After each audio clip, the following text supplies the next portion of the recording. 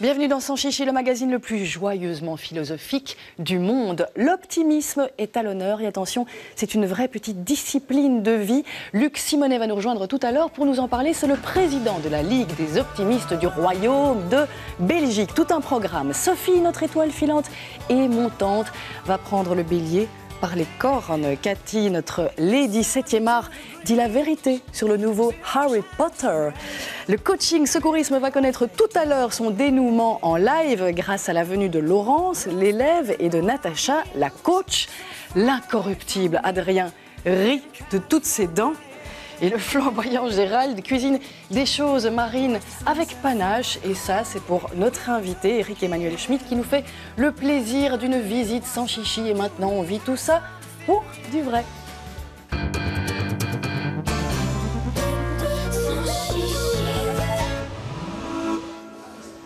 Bienvenue, cher Éric-Emmanuel. Bonjour. Bonjour. Comment allez-vous? Mais ça va. On pourrait vous présenter de 1000 manières, par exemple comme un amateur de cuisine japonaise, ce qui a inspiré Gérald. C'est pas vraiment avec ça que je me suis fait connaître, mais... Vous vous êtes fait connaître comme actuellement, si mes informations sont bonnes, l'auteur francophone le plus lu, le plus vendu dans le monde, voilà. Bah, ça fait partie des choses. Oui. Enfin, je pense qu'on est quelques-uns, mais ça se passe merveilleusement. Oui, mais vous, c'est le plus. Oui, c'est toujours provisoire, ces choses-là. Certainement. Mais vous pensiez qu'il n'était pas possible de vivre de sa plume? Oui, j'avais organisé ma vie pour écrire tranquillement en étant prof de fac, puisque j'enseignais la philosophie.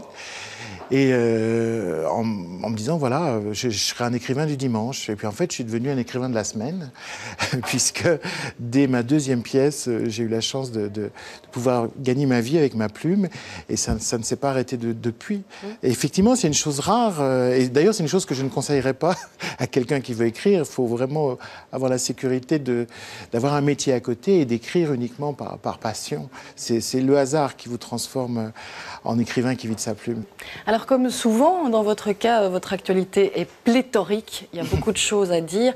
Mais ce qui vous amène aujourd'hui chez nous, c'est plus particulièrement un spectacle, Ma vie avec Mozart, dont on va reparler dans le courant de cette émission. Peut-être déjà préciser qu'à la base, il y a un roman que vous aviez écrit, qui a été publié en 2005, un roman autobiographique, c'est ça? C'est ça, Ma vie avec Mozart, où je racontais ma vie avec Mozart, c'est-à-dire comment il m'a sauvé de la dépression quand j'avais 15 ans. Et ça, c'était vraiment vrai? Ah oui, complètement. L'adolescence, c'est un âge vraiment difficile à aborder parce qu'on a parfois envie de s'enfuir parce qu'on voit la réalité qui s'approche. Et donc, moi, j'avais envie de fuir. Alors, certains fuient par la fugue, d'autres les paradis artificiels, la drogue. Moi, c'était l'envie suicidaire. Et puis, un jour, heureusement, j'ai entendu une musique de Mozart. Et m'était restituée toute la beauté du monde. Alors, c'est ce que je raconte dans ce livre. Puis après, plein d'autres moments de vie qu'on a tous vécu. C'est des moments où on est impatient d'être amoureux, des moments où on est amoureux, la rupture amoureuse, le chagrin, les premiers deuils. Et donc, voilà, le texte raconte tout ça. Et dans le livre, Mozart me répondait sous la forme d'un disque. Et alors, dans la version qu'on va faire sur scène, eh bien, je suis sur scène pour me jouer moi. C'est bien la première fois que vous êtes sur scène. C'est la première fois. Et puis, il y a un jeune homme qui me joue moi jeune, parce que là, j'ai pas fait. Et alors, de temps en temps, je vais faire un tour dans ma jeunesse, puisqu'on discute. Et puis, de temps en temps, il vient faire un tour dans ma maturité. Et derrière nous, il y a un orchestre symphonique. Et puis on peut peut-être simplement encore dire que vous êtes passionné de musique depuis tout petit, que vous êtes vous-même pianiste. Oui. Vous avez un piano chez vous, hein, c'est ça, vous vous y mettez souvent. Une maison sans piano, c'est comme une maison sans chauffage central. C'est une maison inhabitée pour moi. Il faut qu'il y ait un piano dans une maison. Autrement, j'ai l'impression que les murs sont sourds et que la maison est vide. Ma vie avec Mozart, le spectacle extrêmement complet que vous proposez, va se jouer le mardi 21 décembre au Forum à Liège, ainsi que le 22 à Bruxelles au Palais des Beaux-Arts. Et on peut déjà réserver, à moins que ce ne soit déjà sold out. Ce serait bien le genre, hein, non? Écoutez, je ne sais pas. Vous ne savez pas encore. Moi, j'apprends mon texte, je révise. On découvrira aussi dans le courant de l'émission que vous êtes optimiste et qu'à ce titre, vous êtes membre d'honneur de la Ligue des optimistes de Belgique, qu'on va un petit peu découvrir découvrir tout à l'heure. Mais là, mon cher Gérald, il serait temps que vous cuisiniez, je pense. Oui, aujourd'hui c'est très simple. Eric Emmanuel m'a facilité les choses, je n'aurai pas trop chaud. Tout est cru et mariné. Ce que dont vous n'êtes pas très fan, Ce que d'ailleurs. je ne suis pas, c'est ça que Non, vous allez mais dire, ni cru et cru ni mariné. mariné. Il m'arrive d'être mariné, mais pas cru. Je suis cuit souvent dans ces cas-là. Eh bien, on va faire un panaché de poissons et crustacés marinés avec des vinaigrettes différentes pour que ça soit un peu différent. Alors, pour ce faire, en ingrédients, on aura des langoustines fraîches, des Saint-Jacques, du saumon, du poisson blanc, dans ce cas-ci du cabillaud, de l'huile de noisette, de l'huile d'olive, du vinaigre de sherry, une petite boîte de jus de truffe, un citron vert, un pamplemousse rose, 2 décilitres et demi de crème fraîche, une cuillère à café de wasabi, du réfort déjà râpé, prêt à l'emploi, 12 blinis à réchauffer, vous pouvez les faire vous-même, c'est un peu compliqué, du sel et du poivre du moulin. Et qu'est-ce que vous allez faire avec tout ça? Eh bien, on va d'abord tailler, par exemple, les Saint-Jacques. Je vais vous montrer. On va les mettre sur des petites... Donc vous allez faire une espèce assiettes. de salade, un méli Non. Je vais vous montrer. J'ai déjà commencé une partie, comme ça vous vous rendrez bien compte. C'est des choses qu'on peut préparer chez soi à l'avance. Quelle bonne idée. Bah, pas trop à l'avance, c'est quand même des poissons crus, Mais quoi. non, dans le frigo, ça me fait absolument mal.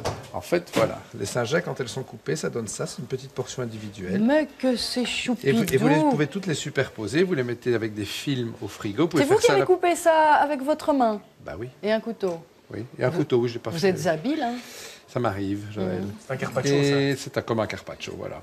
Donc, et ça, vous pouvez préparer l'après-midi si vous avez un dîner le soir. Ça pourrait être très bon aussi à servir en amuse-bouche avant, avec l'apéritif ou tout un choix sur...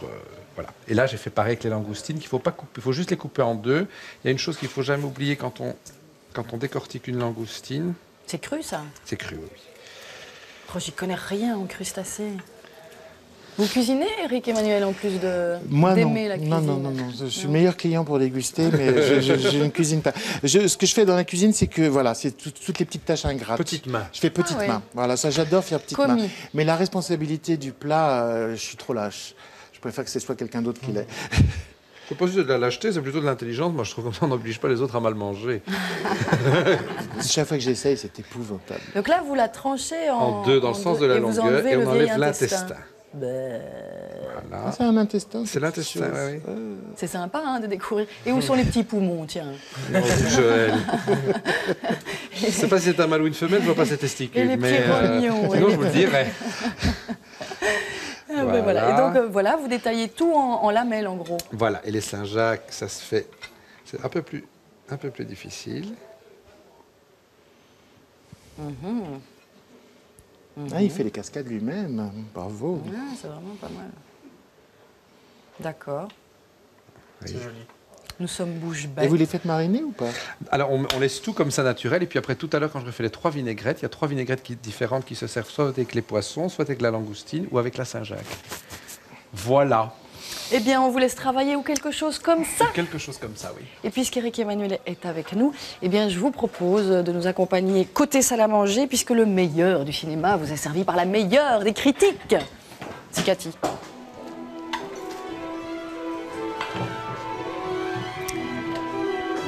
Alors, est-ce que c'est un bon choix musical? Ah oui, aujourd'hui j'aime bien. Vous reconnaissez cette musique? Bah oui. Un peu magique? Ah oui. Rien. Harry Potter. Ah bah oui, évidemment. On ne peut Vous pas. allez au cinéma? Ah, beaucoup. Oui. Beaucoup. Est-ce que vous êtes fan d'Harry Potter? Déjà, j'avais pas du tout aimé le dernier. Ah, j'ai l'impression que la qualité diminue un petit peu. Bah Le ouais, troisième souvent. n'était pas meilleur que les deux premiers? Le troisième, pour moi, c'est le meilleur. Le Le troisième premier était d'Azkaban extraordinaire. d'Alfonso Cuarón Ouais. était formidable. Alors, sorti cette semaine, c'est un événement, on ne peut pas le louper, d'Harry Potter et les reliques de la mort. C'est l'adaptation de la première moitié du dernier livre. Donc, il ne reste plus qu'un bouquin, mais ils ont décidé de le faire en 2 parties. Et pourtant, ça dure déjà 2h30. Hein. C'est Donc, juste pour faire plus d'argent. Oh, il ne faut pas dire ça. Il était énorme, hein, le dernier. Oui, Il était oui, énorme. il est très très gros. Il y a beaucoup de choses à raconter et encore dans le film, c'est assez élagué. Alors, petite surprise aujourd'hui, puisque nous avons eu la chance à Bruxelles de recevoir 2 acteurs d'Harry Potter. Alors, malheureusement, pas Harry Potter, ni Ron, ni Hermione, mais les jumeaux Weasley. Ce sont les jumeaux roux, là, et ce sont des vrais jumeaux dans la vie. Les Phelps, ils sont venus à Bruxelles parce qu'ils adorent la Belgique et ils avaient envie de venir y présenter leur film. Et j'ai eu la chance de les rencontrer. Alors, ils nous expliquent ce que ça fait de vivre pendant 10 ans avec les mêmes personnages.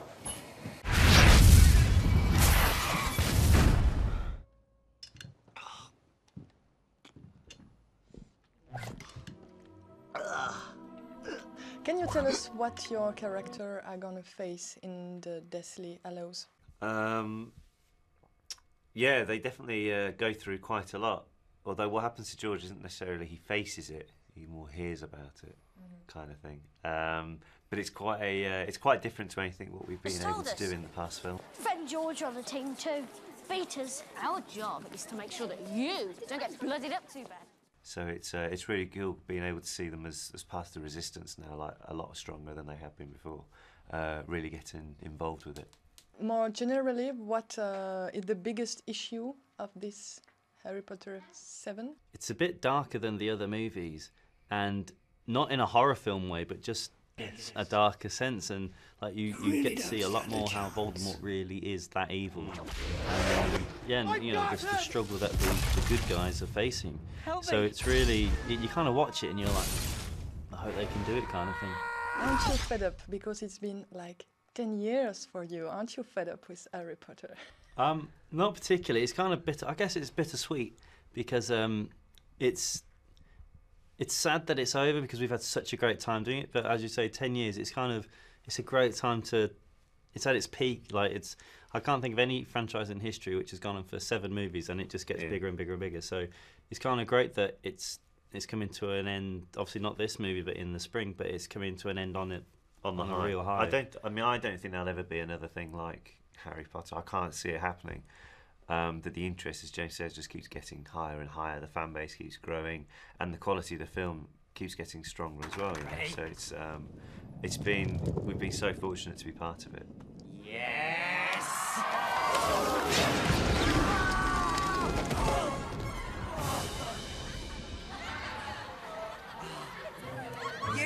You said.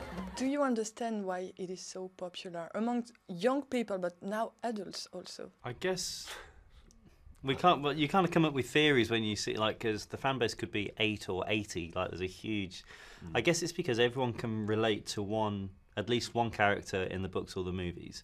So everyone has a best mate like Ron, or the geeky friend like Hermione, or the horrible teacher like Snape. Everyone can relate to one of the characters in there, and obviously when reading it, Oliver and I related to Fred and George quite a lot, obviously being twins and everything, but I would say that everyone can relate to it, and it's not your typical story of everything's good or everything's bad kind of, it's like a mix of everything. Mm-hmm. And how are the shootings? Because I guess it must be a very big infrastructure, a big crew. Can you still have human relationship and a good atmosphere and that really work? Oh yeah, I think that's what makes it good, is that although there's, as you said, there's hundreds of people on the crew and in the background cast and everything, but everyone still talks to each other. It's not as if we never talk to anyone else. Like everyone gets on really well, and I think that's what kind of gives it that added. Yeah, I think that comes across on screen really. That it doesn't feel like a job when we're filming at all. It just comes over like you're hanging out with your friends, I guess. Yeah, we did make great, as you say about the crew, a huge crew, and we made great friends with people on the crew. In fact, actually, one of the guys who was on the crew is with us. Like, we're allowed to bring a guest with us on these things. So, yeah, Andy's here with us, and it's just nice being able to share this side of it, with people who don't.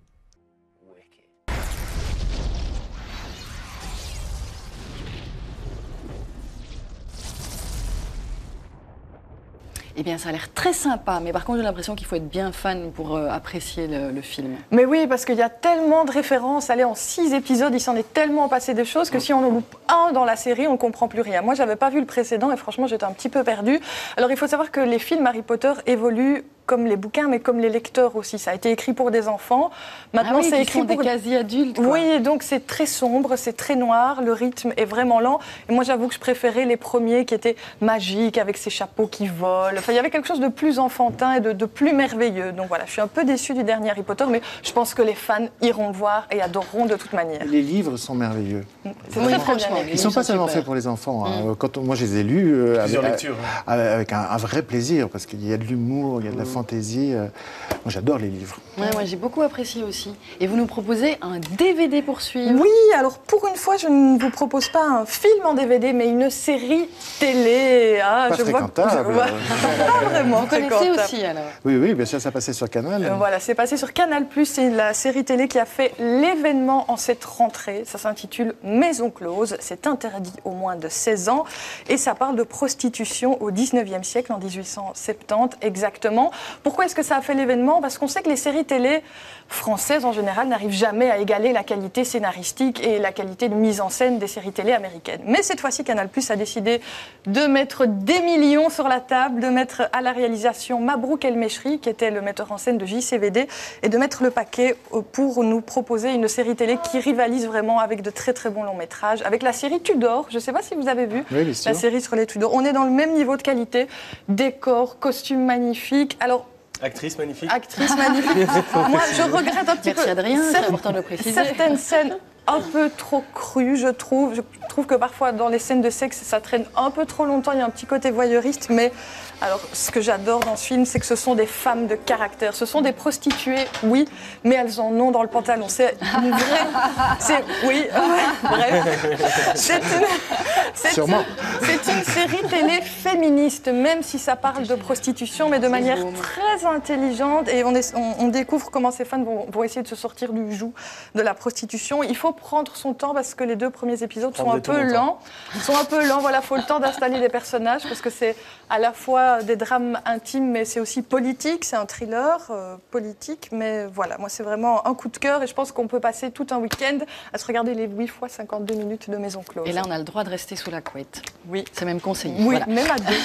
Alors, on avait 2 coffrets de 3 DVD à vous faire remporter sur le site www.sanschichi.be. Il n'y en a plus qu'un parce que j'en prends un. Et donc, vous allez dans la rubrique concours et vous pouvez remporter ce magnifique coffret de 3 DVD. C'est la première saison de la série Maison close sur notre site internet. Merci Adrien. Avec plaisir, merci Cathy. Alors Éric Emmanuel, vous êtes membre d'honneur, on l'a déjà dit, d'un mouvement étonnant qui est 100% belge, en tout cas d'origine, c'est la Ligue des optimistes. C'est à la fois une promesse, une invitation, une philosophie et une discipline qui fait doucement tache d'huile. On en parle dans un instant avec son président et fondateur, Luc Simonet.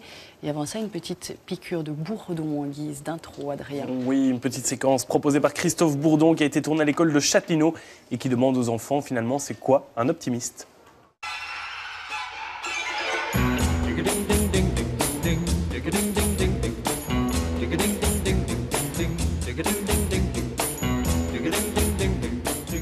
C'est quoi un optimiste? Un optimiste? C'est un ministre? Un homme qui est timide. Quelqu'un qui fait des lunettes? Un opticien. Je sais pas. On n'a pas encore appris. Mais un paléontologue, ça, je sais ce que c'est. Le bonheur, c'est quand on fait quelque chose de bien. Le bonheur, c'est que tu restes en liberté, que t'as tout ce que tu veux. Les gens, quand ils gagnent des sous, ils disent qu'ils ont du bonheur. On en a tous en soi, en fait. Le bonheur, par exemple. Comme Gilliane, elle a un chat, ben, quand elle voit son chat, ça lui donne du bonheur. Un chat, j'en ai pas un. Et qu'est-ce qui te rend heureuse alors? Ben, de voir mes animaux. Et toi? Surtout mes chats. Mais tu m'as dit que t'avais pas de chat. Mais non, j'ai dit que j'en avais pas qu'un. Hein? Bisbille à l'école, c'est énorme. Alors c'est Evis qui dit à un moment le bonheur on en a tous en soi et je suppose que c'est un petit peu le leitmotiv de la Ligue des optimistes d'aller le pêcher, de savoir où et comment le pêcher ce bonheur. Bienvenue Luc, vous arrivez à l'instant. Vous êtes donc le président de cette récente Ligue des optimistes de Belgique. Vous êtes avocat. Oui. Et alors tout a commencé, si j'ai bien compris, avec un parapluie. Ben, effectivement, en fait, il se fait que quand mes enfants étaient petits et qu'ils disaient « merde, il pleut », je leur disais « il ne faut pas dire merde, il pleut, il faut dire c'est un beau jour de pluie ». Et il se fait qu'un jour, nous étions en Toscane avec des amis, il pleuvait à Sceaux, et ma fille dit « merde, il pleut », je dis « je t'ai déjà dit, etc. etc. » J'ai d'ailleurs, je trouve qu'on devrait créer un parapluie sur lequel on écrirait « c'est un beau jour de pluie ». Et ma fille me dit, arrête un peu avec tes bêtes idées. Les idées, ça sert à rien, il faut exécuter. Et donc, revenant de vacances, j'ai fait imprimer des parapluies. Et puis voilà, l'histoire est partie de là. Et on va découvrir à quoi ça ressemble aujourd'hui, Oui. ce mouvement, parce qu'on peut parler d'un mouvement. Je voudrais savoir comment vous vous êtes rencontrés, puisqu'Éric Emmanuel, on l'a déjà dit, est membre d'honneur de cette ligue. Oui. Ben alors, on s'est rencontrés finalement il y a assez longtemps, puisque l'association a été créée en octobre 2005 déjà. Et puis, il se fait que j'ai contacté Éric Emmanuel qui a eu la gentillesse de venir faire une conférence pour notre association, d'ailleurs, qui est une conférence absolument magnifique, une vraie thèse de doctorat, on peut dire. Et puis voilà. J'ai fait ça très sérieusement. Mais oui, absolument. Ça me paraissait vous dites pas ça un en sujet riant que vous l'avez fait sérieusement? Non, mais c'est parce que ça ne me paraît pas un tout à sujet fait. léger. Souvent, Voilà. quand vous dites optimiste, les gens rigolent. Ligue des optimistes. Oui, bien Alors, en sûr. plus, du royaume de Belgique. Oui, là, oui. ils sont tous sondés. Alors ça, c'est l'aspect surréaliste. Voilà. Mais non, il y avait dans le reportage quelque chose qui me paraît très, très juste. Il y a une petite fille qui disait c'est un marchand de lunettes, un optimiste. Mais oui, c'est-à-dire c'est un regard sur le monde. Voilà. En regardant le monde avec précision tel qu'il est, mais en décidant de l'aimer. C'est-à-dire que je trouve qu'on peut vraiment vivre la même vie, mais d'une façon optimiste ou d'une façon pessimiste. Ou je dirais en étant sur le mode de la tristesse ou sur le mode de la joie. C'est-à-dire que si vous vous mettez sur le mode de la tristesse, si vous appuyez sur le bouton tristesse, vous n'allez voir que ce qui vous manque. C'est-à-dire que ce qui n'existe pas. Ce qui vous manque dans le passé, ce qui vous manque au présent, ce qui vous manque dans l'avenir. Donc votre vie est triste et vous êtes frustré. Vous appuyez sur le bouton joie, c'est-à-dire vous vous mettez en rapport avec le plein, avec ce qui est. Vous êtes content d'être là, vous jubilez d'exister, vous vous réjouissez de partager votre vie avec les gens que vous aimez.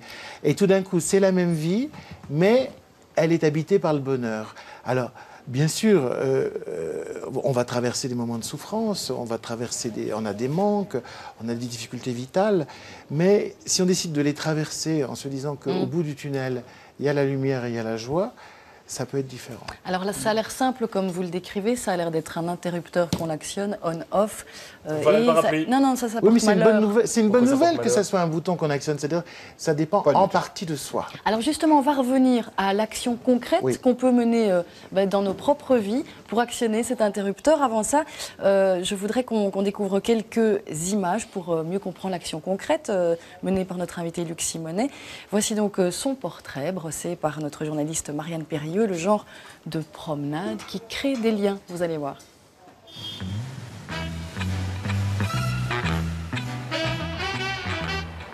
Bonjour, bienvenue au siège de la Ligue des optimistes du Royaume de Belgique. Suivez-moi. La Ligue existe depuis exactement le 4 octobre 2005, qui était d'ailleurs le 175e anniversaire de l'indépendance de la Belgique. Et nous l'avons constituée avec 175 membres fondateurs. C'est un petit clin d'œil belgicain que j'assume complètement. C'est une association culturelle et philosophique. Je suis toujours avocat en titre, mais bon, je n'exerce plus la profession. C'est vrai qu'un jour, je me suis rendu compte que je n'avais plus beaucoup d'enthousiasme pour ce que je faisais. Et je pense que quand on n'est plus dans l'enthousiasme, c'est le signe qu'on doit changer quelque chose à sa vie. Et comme la nature a horreur du vide, eh bien l'idée m'est venue un jour de créer cette association. Et je dois dire que je suis aujourd'hui totalement surpris du succès que cette association a eu, succès auquel je ne m'attendais pas du tout. Parce qu'aujourd'hui, nous sommes 3500 membres en Belgique, mais nous avons créé la Ligue aux Pays-Bas, en Allemagne et dans quelques semaines en France, en Espagne, etc.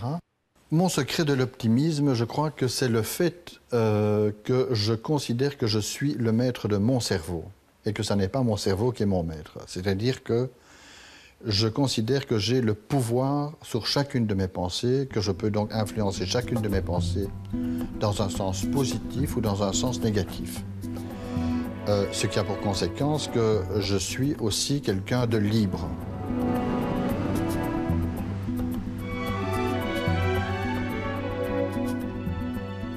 Il me paraît très important d'incarner l'optimisme dans la réalité. C'est pour ça d'ailleurs que que nous sommes partenaires de Xavier Van der Stappen qui a fait ce périple Dakar-Paris-Bruxelles sans une goutte d'essence, pour montrer que si on veut changer le monde, on peut le faire. C'est un véhicule électrique avec lequel j'ai eu l'occasion de relier Dakar à Bruxelles, 6000 km en 165 heures. Ça va mon vieux? Bonjour. Comment ça va? Mais c'est clair que c'est optimiste. Quand les gens voient ça, ils se disent, ben oui, il y a des solutions. On n'est pas lié indéfiniment au pétrole. On peut voir les choses différemment. Il ne faut pas se priver d'aller de l'avant. On a tout ce qu'il faut pour le faire. On est des enfants gâtés aussi. On perd beaucoup de temps à réfléchir. Il faut agir, je crois. Il est temps d'agir. Et peu importe, on ne va pas commencer à tenir une comptabilité des drames qui existent et de faire des statistiques par rapport à ce qui risque de nous arriver dans des décennies. Quoi qu'on fasse, ce sera bien et il faut le faire aujourd'hui. C'est un peu l'illustration de ce que disait Yann Arthus Bertrand. Il est trop tard pour être pessimiste. Voilà. Et donc, oui, je pense que c'est un chouette partenariat. Et voilà, moi, ça me convient super bien. Bon voyage. Merci, mon vieux. J'ai l'impression de partir sur la Lune. J'aime bien réunir des gens autour d'un projet enthousiaste. Nous organisons de nombreuses conférences, des concerts, etc. pour que les gens aient l'occasion de se rencontrer. Je crois qu'il faut recréer du lien. Bonjour. Je le sais, Simonet. Bonjour. Soyez les bienvenus. Pourquoi on a voulu créer cette chorale? En fait, c'est un vieux rêve. Moi, j'ai toujours observé que les gens qui chantent ont l'air très heureux. Et je me dis que chanter ensemble, ça doit être quelque chose de formidable.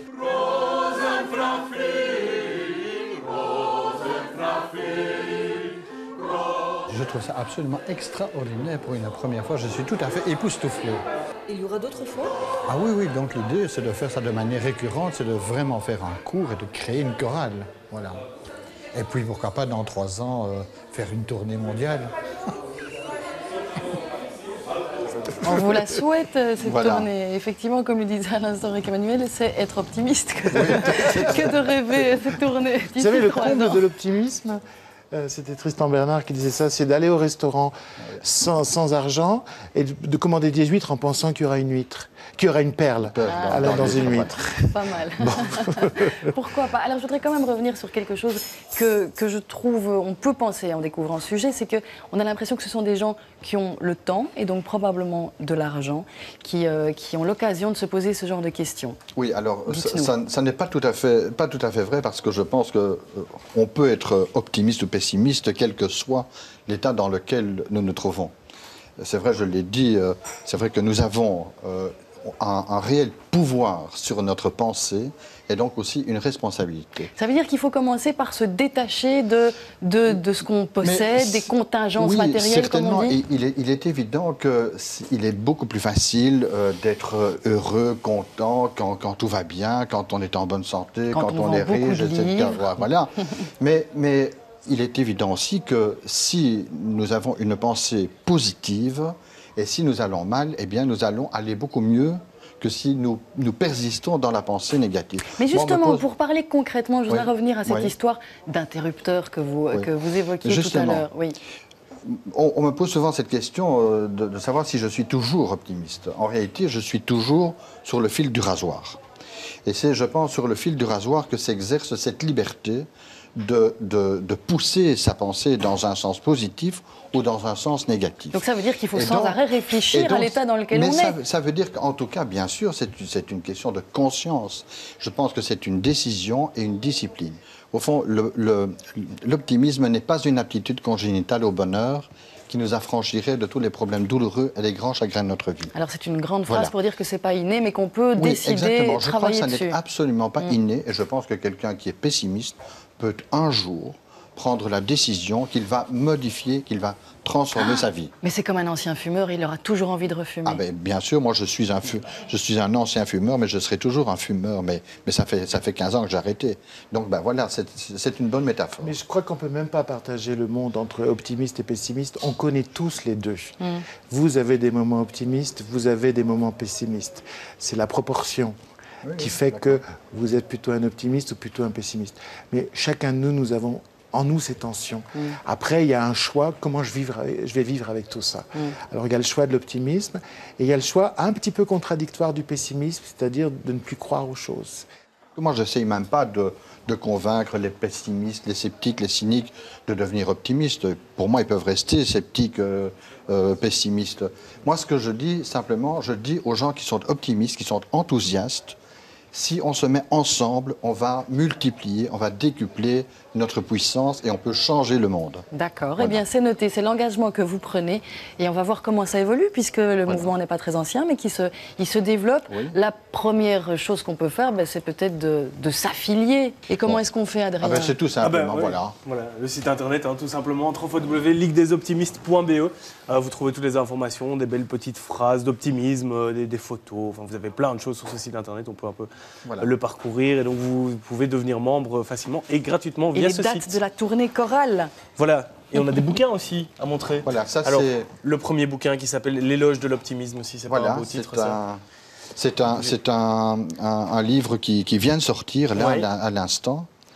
Et de Philippe Gabillet. Et que vous avez préfacé. Voilà, que j'ai préfacé, effectivement. Très bien. Préfacé voilà. Et que vous nous conseillez fortement. Voilà, l'éloge de l'optimisme. Notre site internet. Voilà. Alors on est déjà malheureusement obligé de passer à la conversation suivante, mais ça a été un plaisir de vous accueillir. Merci Luc Simonet, et puis vous restez avec nous si vous voulez bien. Eric Emmanuel Schmitt, merci. Encore quelques bonnes tranches de vie au menu, avec des révélations sur le signe astrologique de notre invité, une invitation très concrète à devenir secouriste, un méli-mélo de machin marin wasabi et les relations intimes qu'entretiennent Mozart et Eric Emmanuel Schmitt.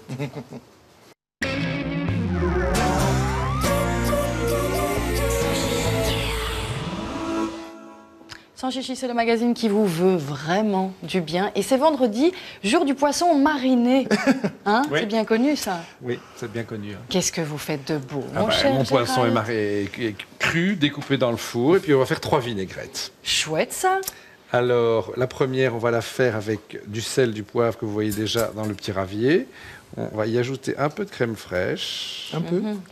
La vinaigrette légère. On va y ajouter un tout petit peu de jus de citron vert. Il faut savoir que le jus de citron fait épaissir la crème. Voilà. Pas en mettre trop. Voilà. En fait, elle est surie, là, la crème. Oui, elle est surie, Joël. Oui, ça, vous savez mettre en appétit. Hein. C'est du réfort. Où est-ce que on ça n'en met pas dans les hamburgers, hein, Adrien, dans les triple cheese. C'est une plante dont on utilise la racine, le réfort. Oui. Et ça pousse chez nous, hein, ça? C'est un truc. Je crois que ça pousse chez nous. Ouais. C'est une forme de radis, en fait. Voilà, Emmanuel, un énorme potager. Ça pousse chez nous? Là, je suis pas le roi du potager. Mais par contre, c'est super piquant. C'est bon, moi j'adore. Ah oui, c'est délicieux, mais c'est très piquant. Celle-là, c'est bon. Toujours goûter la vinaigrette sur le marbre. Hein. Il faut légèrement mettre des coudes sur le marbre. Vous savez que je ne suis pas très regardant pour tout ça. Hein. Donc, la seconde, huile d'olive. Et quoi, elle va accompagner quoi, celle-là? Le saumon et les blinis. D'accord. Si je ne me trompe pas. De l'huile. Oui.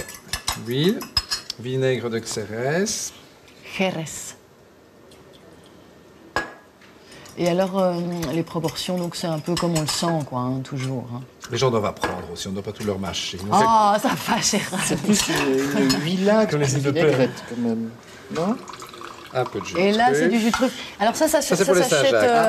Intriguant, hein. Oui, c'est sympa, ça. Ça s'achète comme ça, avec juste pas de truffe dedans, ou bien il y a une truffe? C'est que le jus. 330 € le petit pot. Hein. Ah, ici, c'est de l'huile de noisette. Ça, c'est beaucoup plus fort. Ça, j'adore. C'est pour ça que je l'ai mis avec le wasabi, parce que c'est des choses qui sont tous les deux très fortes en goût. Oui. Donc le wasabi, on explique aussi que c'est le genre de moutarde, mais japonaise. Hein. C'est une racine, ça pousse comme le cresson. Et le wasabi, on y va mollo, parce que ça fait plus que piquer. Un petit peu de jus de pomme. Vous connaissez le médicament Vic Oui, c'est ça. Voilà, c'est un peu ça.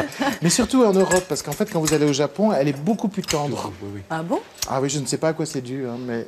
Je crois qu'elle est plus fraîche, en fait, à mon avis. Ils doivent l'avoir fraîche. Voilà. C'est comme le saké, d'ailleurs, ça n'a rien à voir. Parfois, c'est des choses qu'on boit chez nous. Moi, j'ai bu du saké là-bas, mais il faut se relever de table aussi. Et donc là, vous mettez une clouche dans Moi, il m'est arrivé d'être...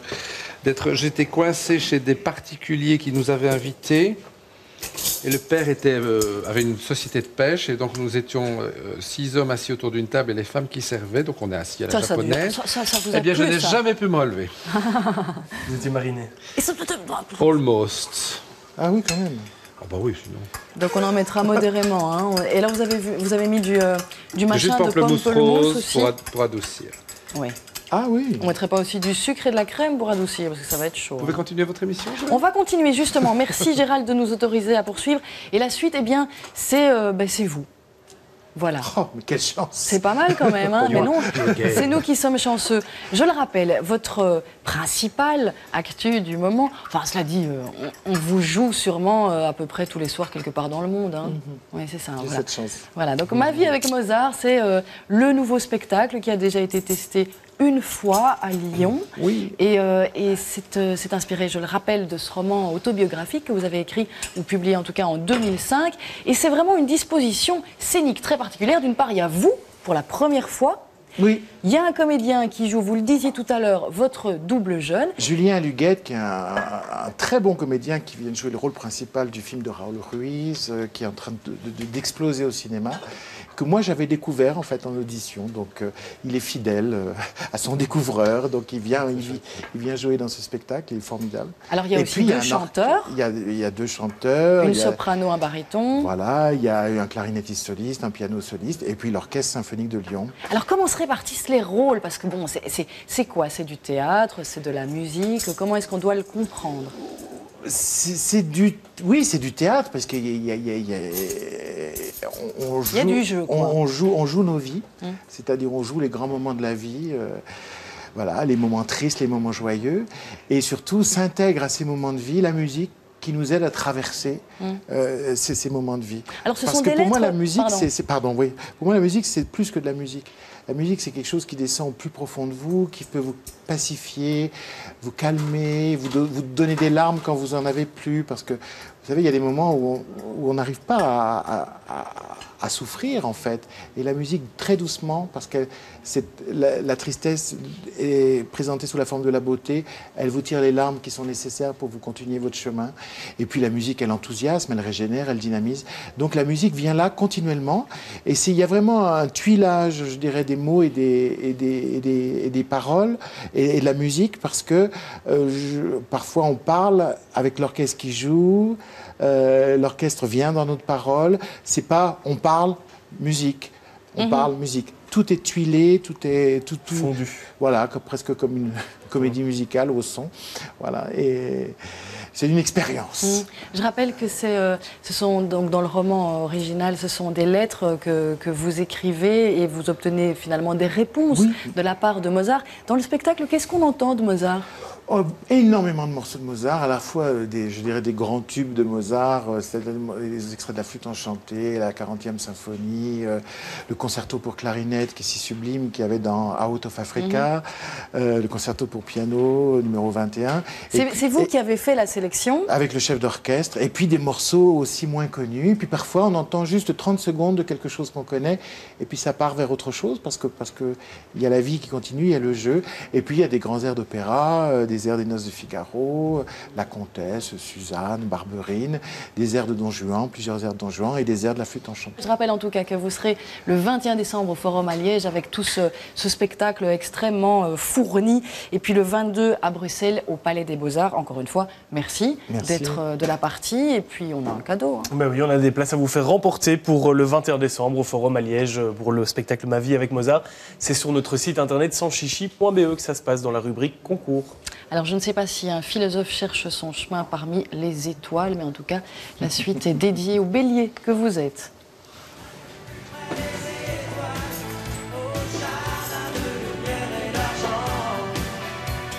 Je vous en prie.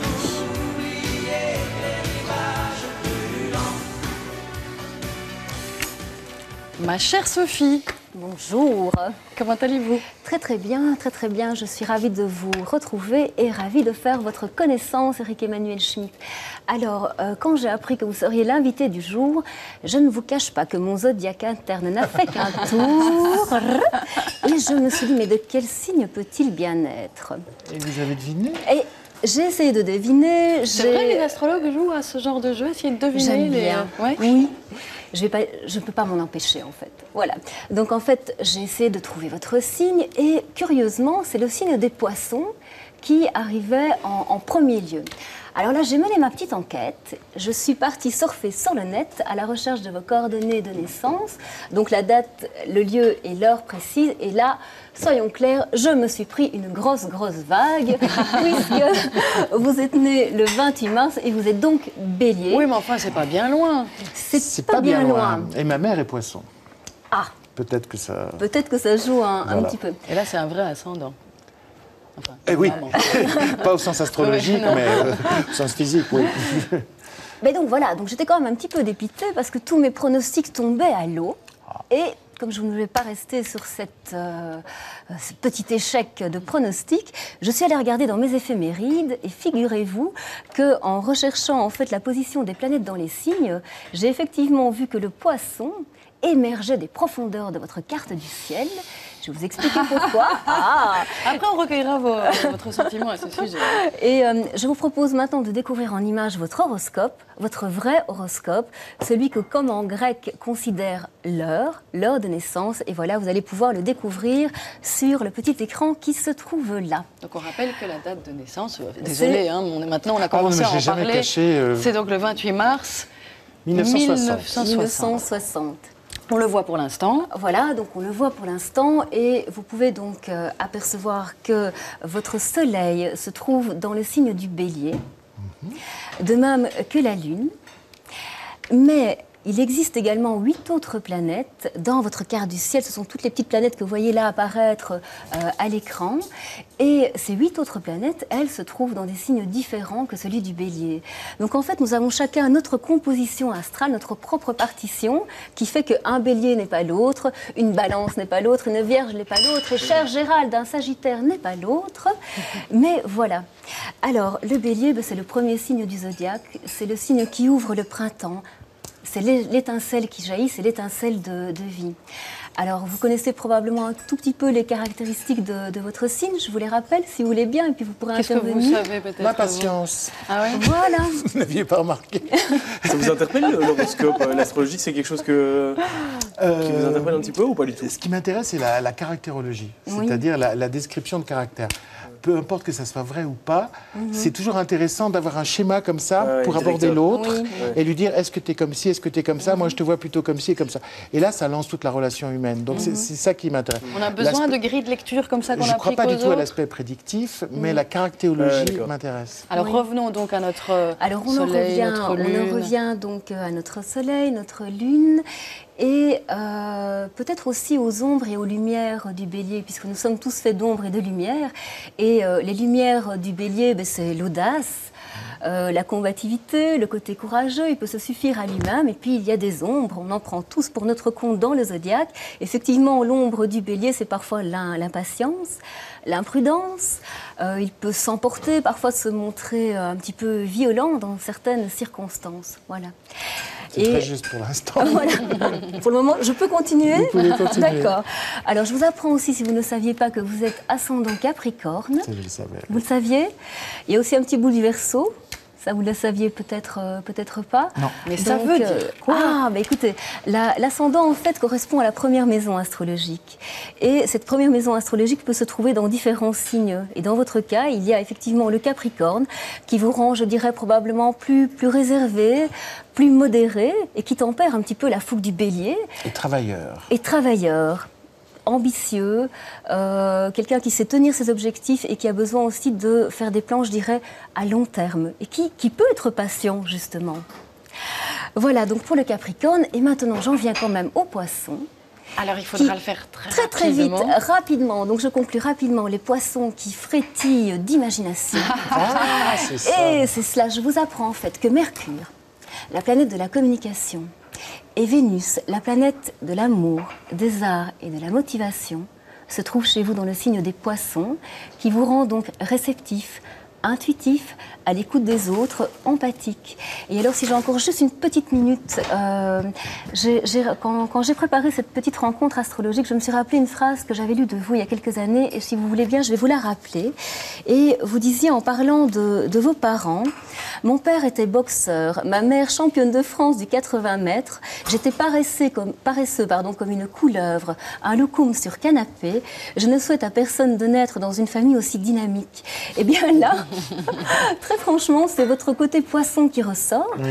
Mais vous êtes aussi très combatif, très dynamique, etc. Simplement, cette énergie, vous la mettez au service de votre plume et des mots qui, eux, ne sont pas paresseux. C'est le moins qu'on puisse dire.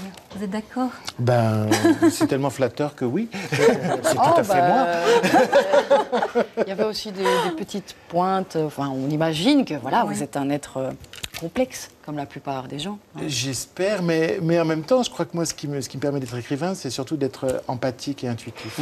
Ce que j'adore, c'est me mettre quelque part et essayer de voir les choses du point de vue de la personne que je ne suis pas. C'est comme ça qu'on écrit des histoires, c'est comme ça qu'on écrit des romans. Et ça, je ne sais pas à quoi je dois ce don, si c'est aux astres, si c'est à mes parents ou si c'est une forme de sensibilité que j'ai. Mais c'est la chose la plus importante que j'ai dans la vie, la capacité de me perdre, moi, pour devenir l'autre. Au profit de l'autre. Ouais. On reparlera dans une prochaine émission de tous vos procédés de mise en écrit, parce qu'il y a vraiment beaucoup de choses à dire. Vous reviendrez, hein? Avec plaisir. Voilà. En attendant, notre feuilleton de la semaine s'achève aujourd'hui. On vous a proposé un coaching en secourisme, c'est-à-dire l'apprentissage des gestes qui peuvent sauver une vie et que nous, les Belges, eh bien, on est très très loin de maîtriser. Laurence a bien voulu tester l'aventure en compagnie de Natacha, sa formatrice. Elles nous ont déjà rejoints, toutes les deux. On les rejoint, nous, juste après le résumé de leur péripéties parfois saignantes. Lundi, vous avez découvert notre candidate sans chichi, Laurence, 29 ans. Elle est la maman d'un petit Thomas, 8 mois. Elle a vécu 2 situations d'urgence où elle s'est retrouvée désemparée. J'étais complètement perdue, complètement paniquée.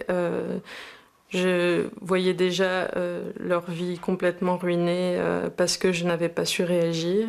Il fallait que je fasse quelque chose pour les accidents futurs.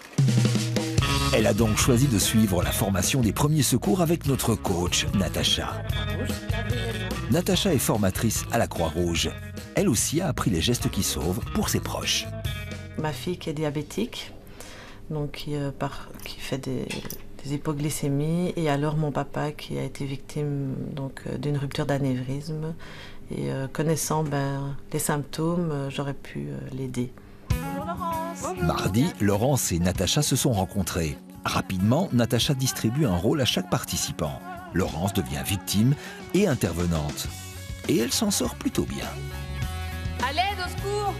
Elle écoute bien, elle fait bien les gestes, elle s'applique directement, donc très très bien. Laurence apprend les premiers gestes.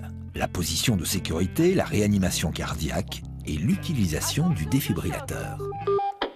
Choc délivré. Et je pense qu'il y a encore beaucoup à apprendre, mais c'est bien parti. Okay. Action! Mercredi, Natacha nous a réservé quelques surprises.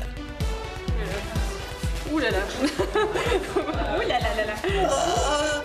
Mais Laurence ne panique pas, elle prend la situation en main et les exercices s'enchaînent avec des brûlures et des accidents domestiques. Je suis très contente d'avoir fait cette formation et d'y avoir consacré le temps nécessaire. Et voilà, c'est une formation qui devrait être obligatoire, je pense. Jeudi, nous étions à Spa-Francorchamps pour les 24 heures de chevaux. Laurence est confrontée pour la première fois à la réalité du terrain. Une jeune fille vient de faire un malaise. Donc l'infirmière va regarder ce qui se passe chez la victime. Mademoiselle, répondez s'il vous plaît. Alors Laurence, que penses-tu de cette première intervention?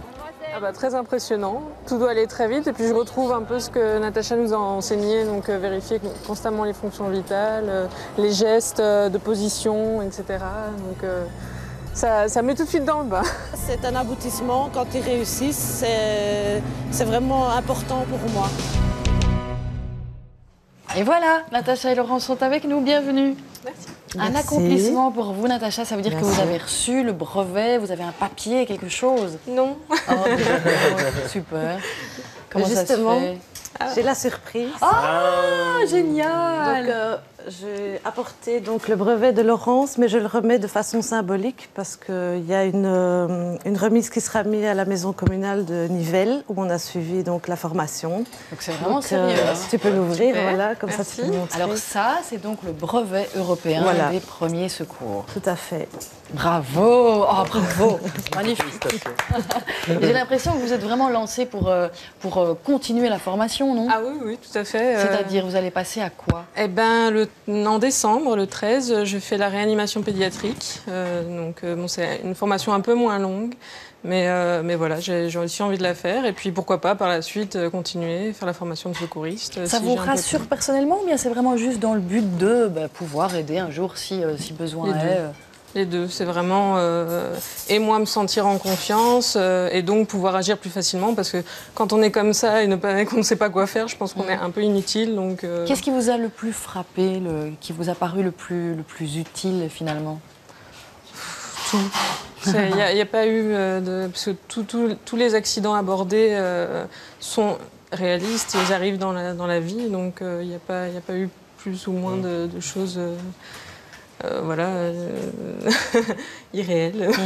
Natacha, moi j'avais suivi dans une entreprise précédente une petite formation de 3 jours et je sais que j'avais appris par exemple pour la réanimation cardio-pulmonaire qu'il fallait faire 15 mouvements comme ça où on enfonce la cage thoracique et puis je ne sais pas combien d'insufflations. Ça a changé, on l'a découvert cette semaine, ça veut dire qu'il y a régulièrement des recyclages à faire, quoi. Tout à fait, tous les 5 ans, donc tous les 5 ans il y a des nouvelles normes qui changent. Et ici, on est passé maintenant à 30 compressions et 2 insufflations. D'accord. C'est quoi? Pourquoi on change comme ça? Oui, c'est fou. C'est des études qui sont faites. Ouais. Donc ça veut dire qu'on a mal sauvé les précédents? Non, pas du tout. On ne peut pas dire ça. Mais ça veut dire que bon, il y a des études qui sont faites et par rapport à ces études, qui sont faites par des médecins. Et voilà, les normes changent tous les 5 ans. D'ailleurs, je vais bientôt suivre une formation plus approfondie là-dessus. En tout cas, ça donne vraiment envie de connaître, quand on découvre cette formation, dans les images qu'on a vues, ça donne envie de savoir comment s'y prendre. Alors, je suppose, Adrien, que vous allez nous aider à trouver notre chemin vers la Croix-Rouge, par exemple. Je suppose aussi, Natacha, que vous serez d'accord que ce genre de formation soit obligatoire, par exemple, dans le secondaire. Mais on aimerait bien, oui. Donc, pour certaines formations, c'est obligatoire. D'autres, pas encore. Donc, on aimerait bien que ça le devienne, bien sûr. Et alors, il faut savoir qu'en Belgique, il n'y a que 7% de la population qui est formée oui, et puis même si on a été formé une fois, c'est mon cas, mais j'oublie des choses. Donc il faudrait être recyclé, ça devrait être vraiment un apprentissage citoyen, quoi. Tout à fait, oui. Effectivement. Eh bien, merci en tout cas à toutes les deux d'être venues jusqu'ici et puis nous avoir donné envie toute la semaine de nous y mettre à notre tour. Et pour s'y mettre, Adrien. Ah, vous voulez un petit site internet? Je croyais qu'on allait avoir une petite simulation en plateau, mais on n'a pas. Alors, le site internet de la Croix-Rouge, c'est www.croix-rouge.be. Il y a une petite subtilité, c'est le petit tiret. Et donc, vous trouvez toutes les informations, notamment pour passer ce fameux BEPS et ce brevet de secouriste. Donc voilà, allez sur ce site internet, vous trouverez toutes les informations. Merci Adrien. Merci Laurence et Natacha. Merci aussi. Et je vous propose de ne prendre aucun risque de s'étrangler en allant manger du poisson sans arrêt. D'accord. On y va? On est parti.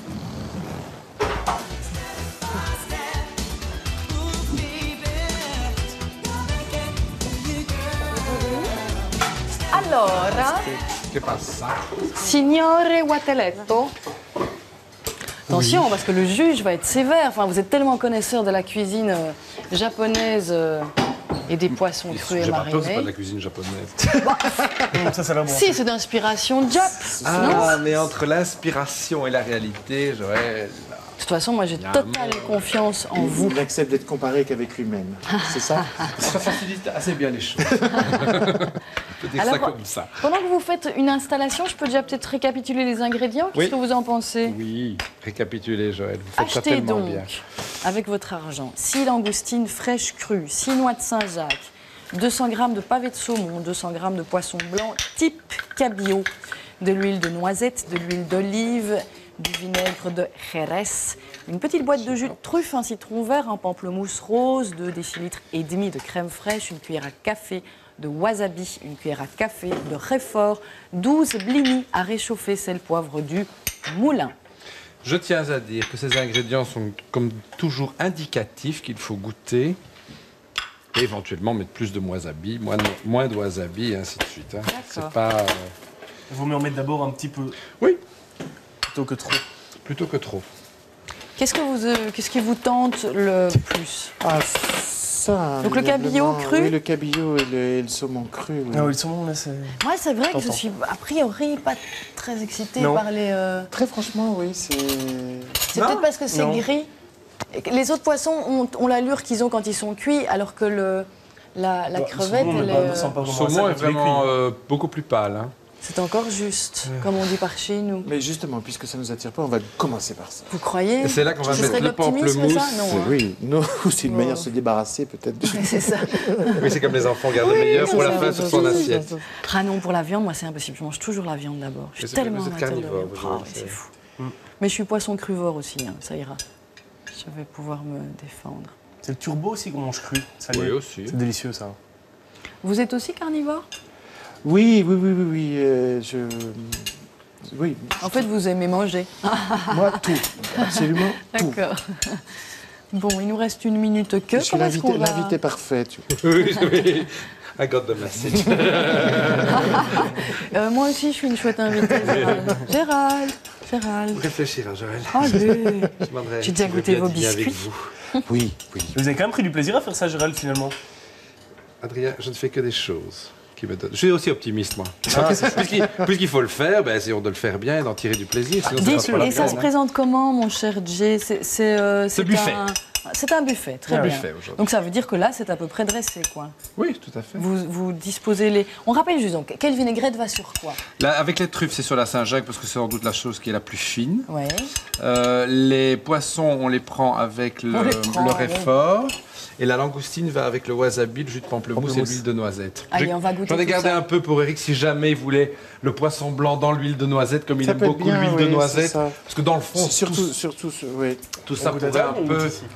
On va peut-être en tout cas déjà dire au revoir ici parce que le temps nous est malheureusement déjà fortement compté. Brûlant. Les blinis sont passés au four et après c'est fête du poisson, quoi.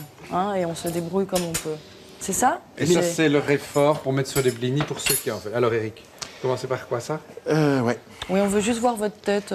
La vinaigrette. Avant de dire au revoir. Je lui donne on peut avoir une petite assiette qui est sur la table, Adrien, comme ça, Eric peut. Vinaigretter son cabillaud. Peut-être directement. Oui, sur le blinis. On peut risquer ça comme ça. Voilà, la dégustation commence. Et moi, je vous salue, je vous remercie beaucoup de nous avoir accompagnés aujourd'hui.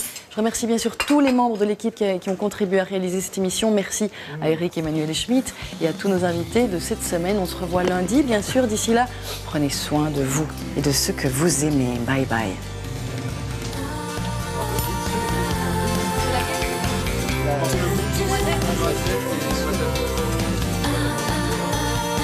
Mais on va peut-être ne pas rester dans le coin. On va partager.